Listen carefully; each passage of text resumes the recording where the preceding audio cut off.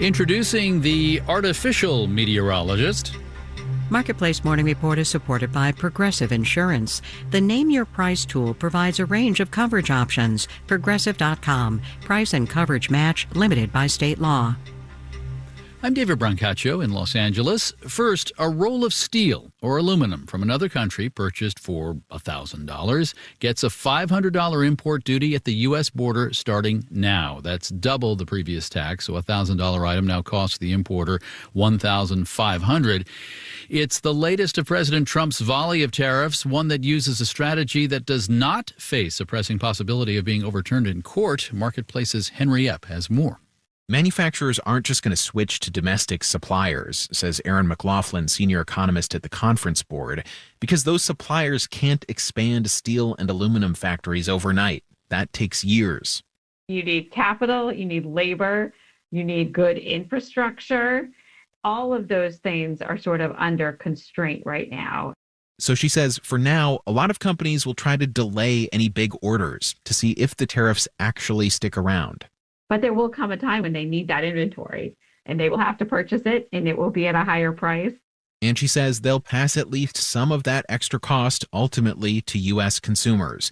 But the impact won't just be felt by companies that sell to Americans, says Jason Miller at Michigan State University. The biggest concern is the impact it has on the export market for the U.S. Because manufacturers that export have to compete with companies in other countries. For example, a European machinery company, Miller says. This European machinery manufacturer is not paying these inflated costs of materials. And so all things equal, that European manufacturer is now more competitive. Which hurts U.S. manufacturers selling in global markets. I'm Henry Epp for Marketplace. The White House is working to formalize some funding cuts it's been pursuing. Yesterday, it asked Congress to pull back more than $9 billion. That includes funding for foreign aid and public TV and radio. Marketplace's Nancy Marshall-Genzer joins me now live. How's it going to work? Well, David, this formal process of taking money back Congress already appropriated is called rescission.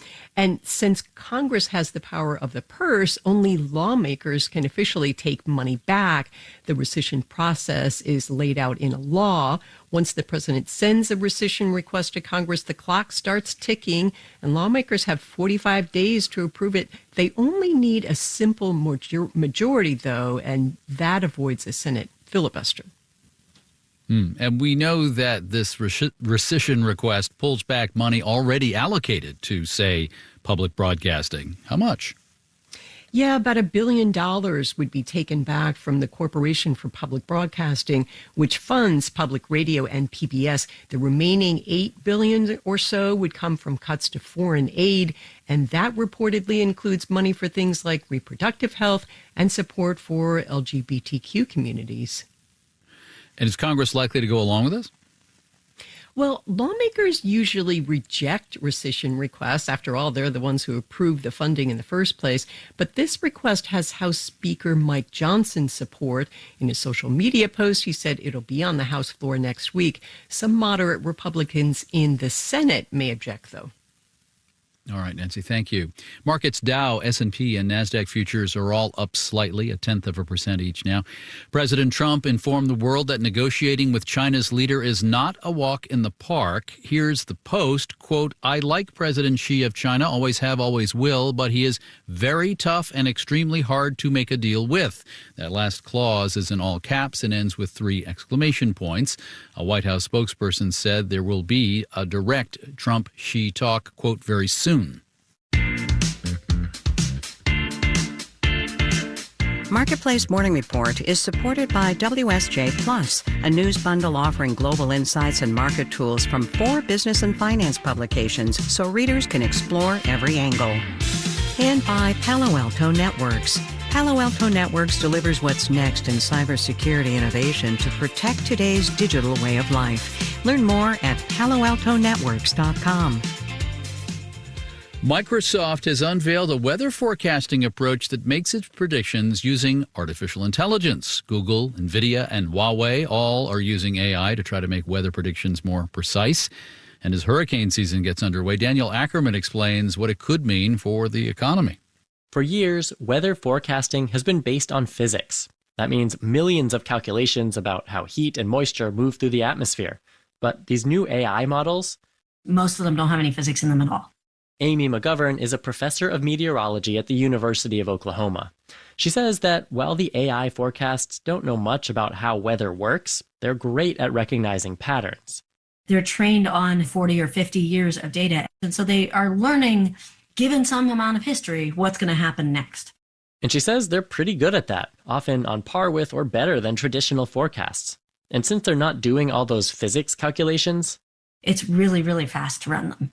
McGovern says that could give people more lead time before a storm. If you could get your hailstorm warning up from 15 minutes to an hour, you would have more time to prepare. You could move your car into a garage. But, some of us have to clean our garage out before we do that, and we need more than 15 minutes.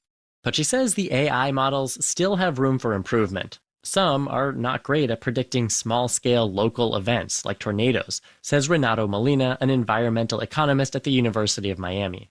They're still pretty far, particularly when it comes to predicting wind speeds. And that also applies to hurricane forecasting, where predicting wind speed matters. Because that's one of the key drivers of damage. Still, the companies behind these new AI models are betting they'll come to reliably outperform traditional forecasts. And that's something plenty of customers would be willing to pay for. Customers like insurance companies, says Tatiana Derugina, a finance professor at the University of Illinois. Because seemingly small differences in the model can make big differences for insurers' bottom line. And if you're not modeling the risk granularly enough, you could be on the line to lose a lot of money. Ultimately, though, Derugina says the success of this forecasting will depend in part on whether people trust AI to do the job. If people are going to decide whether they evacuate or not, how much they trust the forecast is going to matter. Derugina says a forecast that no one acts on is not a very useful one. I'm Daniel Ackerman for Marketplace. And in Los Angeles, I'm David Brancaccio. You're listening to the Marketplace Morning Report, and we're from APM, American Public Media.